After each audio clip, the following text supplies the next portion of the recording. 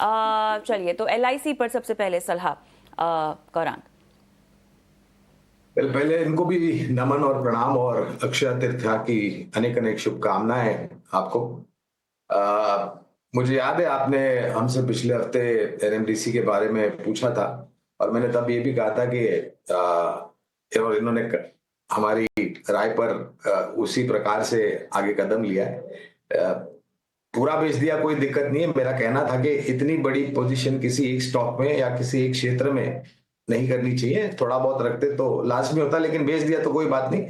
LIC और Canara bank पर इनका प्रश्न है और ये प्रश्न पूछ रहे हैं कि और कहां पर निवेश कर सकते हैं। तो पहले तो LIC और कैनरा बैंक, ये दोनों पर ही मान्यवर हमारी खरीदारी की राय है लंबी अवधि के लिए। और लंबी अवधि का मतलब होता है कम से कम साल, 1.5 साल, 2 साल।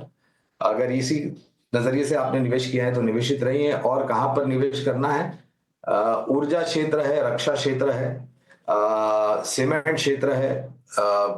आपने कैनरा बैंक तो ले लिया है। बैंकिंग सेक्टर में निजी क्षेत्र की बैंक अगर आप खरीदना चाहते हैं तो city union bank, IDFC first bank और फेडरल बैंक है।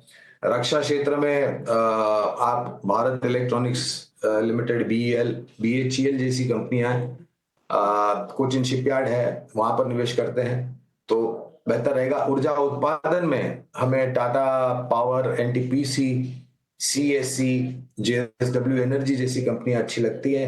सीमेंट में अगर आप निवेश करना चाहते हैं तो दालमिया भारत सीमेंट, रामको सीमेंट।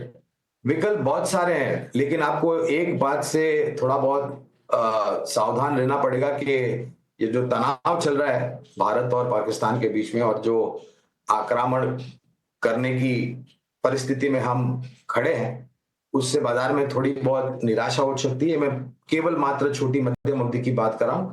लंबी अवधि के लिए, जैसे मैंने कार्यक्रम के शुरुआत में कहा कि अगर आप निवेशक हैं तो धीरे धीरे कीजिए। आप निवेश पूरी ताकत लगा करके मत कीजिए, थोड़ा थोड़ा करके निवेश शुरू कीजिए और गिरावट में आप जोड़ते जाए। आपको एक विस्तृत राय आपके तमाम स्टॉक्स पर मिलती हुई शुक्रिया हमारी प्रशंसा करने के लिए। और इसके साथ ही गौरांग सा की राय पर आपको बेहतर मुनाफा हुआ, उसका भी बहुत बहुत आपको बधाई। चलिए, अरुण कुमार दास साहब हमारे साथ इस वक्त जुड़े हैं। अरुण जी नमस्कार, कहाँ से बात कर रहे हैं? नमस्कार सर, गुड मॉर्निंग। गुवाहाटी से बात कर रहा हूँ साहब। क्या बात है, मतलब गुवाहाटी आसाम से, एक ऐसी धरती जो माँ कामाख्या की धरती है। इसके अलावा अगर हम बात करें तो अपने वाइब्रेंट कल्चर के लिए विशेष रूप से जानी जाती है।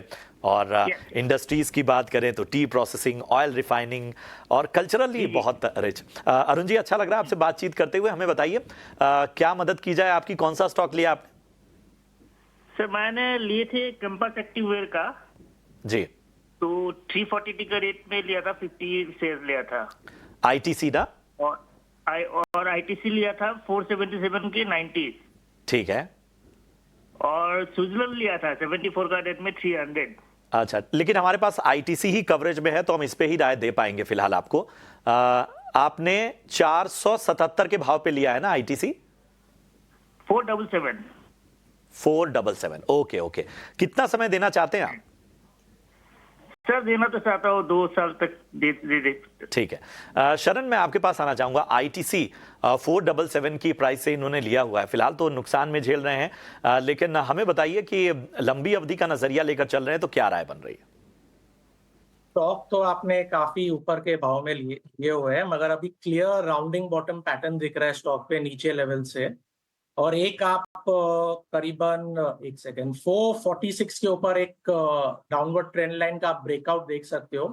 अभी इस समय तो मैं बने रहने की आपको रिकमेंडेशन दूंगा और एवरेज करने की सलाह नहीं रहेगी। अभी आप बने रहिए स्टॉक में। 440 के ऊपर एक अच्छा आपको ब्रेकआउट देखने को मिल सकता है।